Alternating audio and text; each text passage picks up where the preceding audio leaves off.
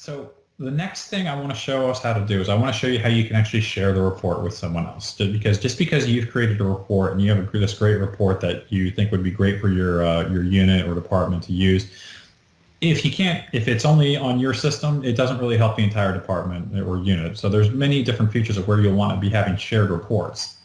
So what we'll do right now is let's go in here. So back in the Save As option, what we can do now, remember last time we selected personal report. So we have this personal report, but what we want to do is now we want to select a shared report. This is going to be a shared report. And we have the shared reports folder here. Why don't we go into, we'll select other shared reports. We don't really have we didn't set up a place specifically for the test environment, but let's just go into the other shared reports. So what I've done, just to rehash what I've done, I've got still my name of this report. I've got it as my HTML function, which is how we're working here. Instead of selecting personal report, I selected the shared report. And then what I did here, this is the folder that you select to show where you want to save your report. So we're going to go ahead and set it in the other shared reports. Now what I want to highlight here, this is how we actually share it to other users. Because what we have to do is now we have to specify who should see this report. Just because it's a report that might be useful to the unit, it doesn't necessarily mean that everyone in the unit needs to see it. It's because a lot of these will be very specific on your specific usage here.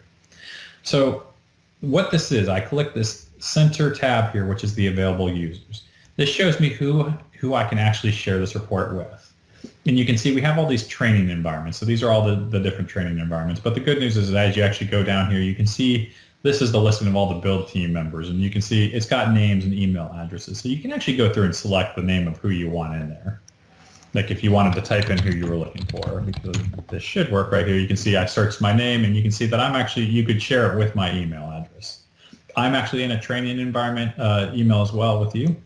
So why don't we share it with our training environment? So why don't we go ahead and select all the ADS, anything that has an ADS at the front of the name.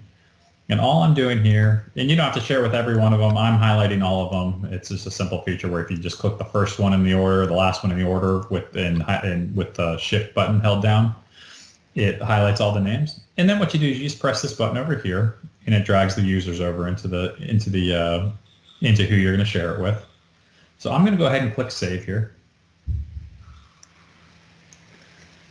So what I've done now is I've shared this report with everyone on this training. So remember where we saved the report. We saved the report in the other shared reports folder.